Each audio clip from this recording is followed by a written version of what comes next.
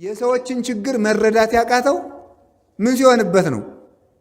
የእሱ ምሳ ስላለችለት ነው። ቁርሳችሁ እራታችሁ ስለማይጎላችሁ የማይጎልባችሁ በየበረሃው የወደቀውን ሰው ትዝ የሚለው ሰው የለም። በበላተኛ አፍ ምግብ አምጥቶ እግዚአብሔር ይመግባል። አንተ ሰማይን ለጉመ ደግሞ ውሃ ትለምናለህ። አንተም ውሃ ይጠማሃል፣ አንተም ይርባሃል። መሬቱን የዘራችሁብሽን አታብቂ ብለህ እንኳን እንደኔና እንደናንተ ያለነውን ተራ ሰዎች ነቢዩን እንኳን አስረስቶታል እግዚአብሔር።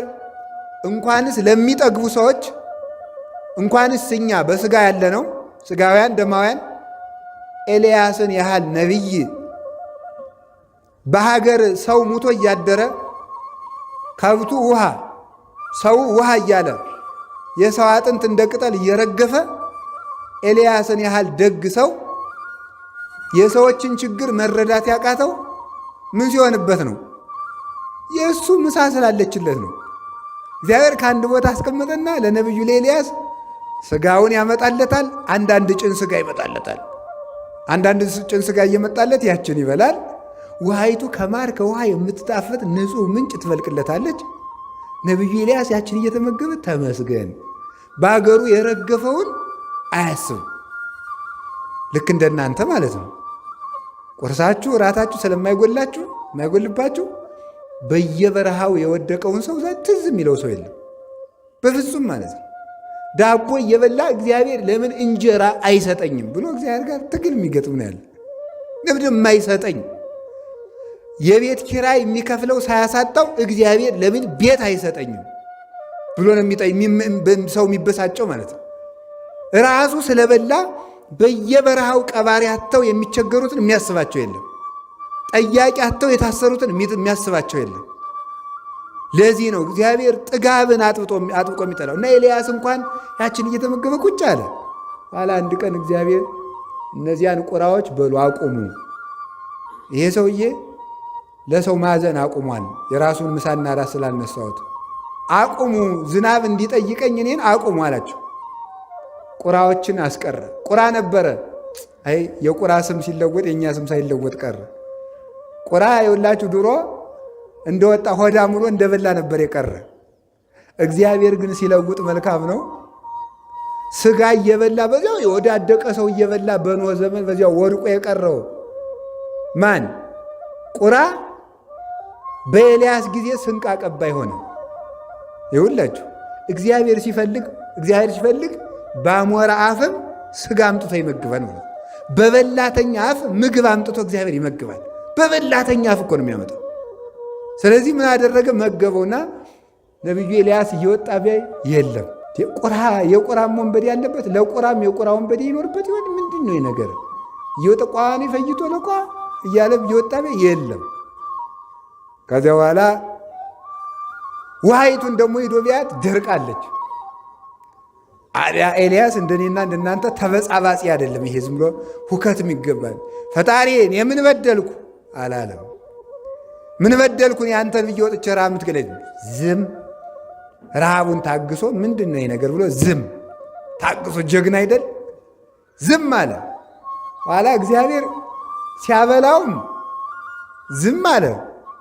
ደግሞ ቢያስቀርበት ዝም። እንዲሁ እኮ ግሩም እግዚአብሔር ቸር አይደለም? ይሄ ደግሞ የእነሱን ጉዳት ይህ ብዬ ምሳና ራቱን ባስቀረበት ደግሞ እሱ ራብ ሊሞት ነው ብሎ እግዚአብሔር ቸር አይደል? ኤልያስ ታግሶ ራቡን ዝም ቢል እግዚአብሔር መጣና ኤልያስ እንዴት ነው ነገሩ? በላውን ደግሞ አንተ ራብ ትሞትን? ተመልከቱ።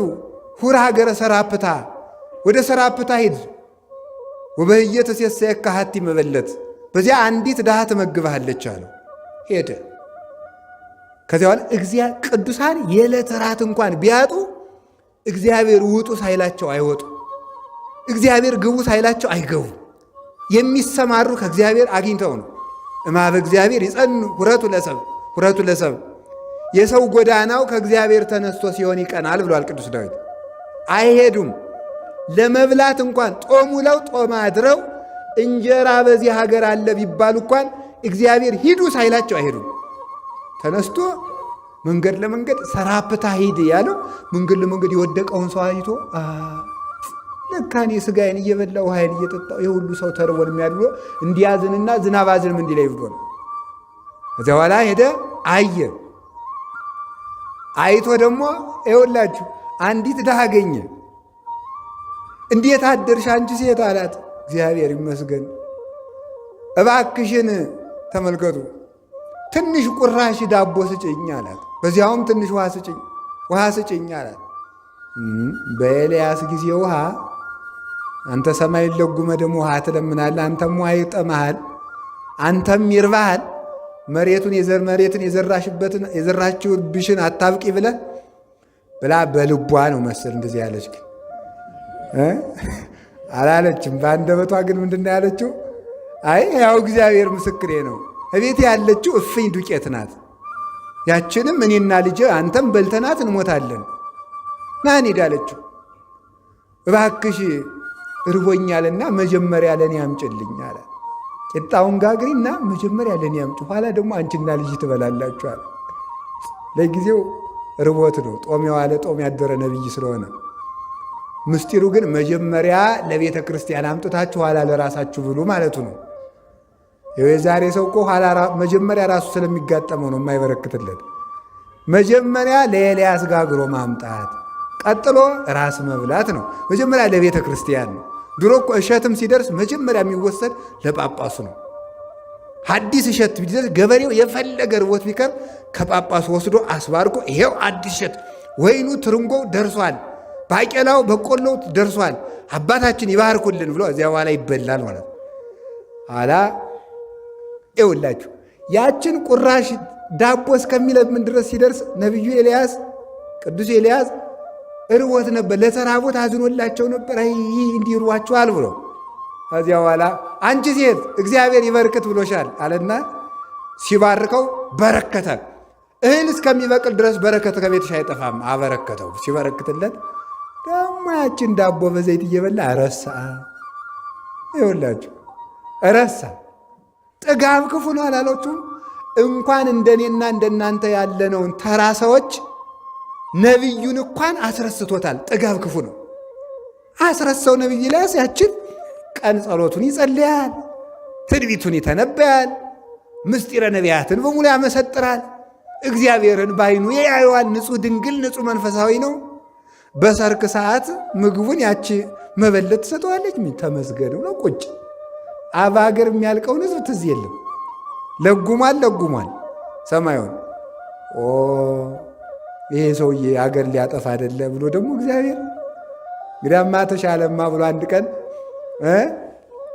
ታቅፎ እሷን አስታቀፈችውና በልጄን ያዝልኝና እኔ ውሃ ይዤ ልምጣ ብላ ውሃ ብትሄድ እንጨጨራሩ ልቅሜ ልምጣ ብትል እግዚአብሔር እንግዲህ ፊት ቁራ ባስቀርብህ አላዝን አልክ፣ ውሃ ባስቀር አላዝን አልክ። ደግሞ ዛሬ እንግዲህ ከድሃ ቤት ባበላ ደግሞ ለፍጥረት አታዝንም እንዴ ብሎ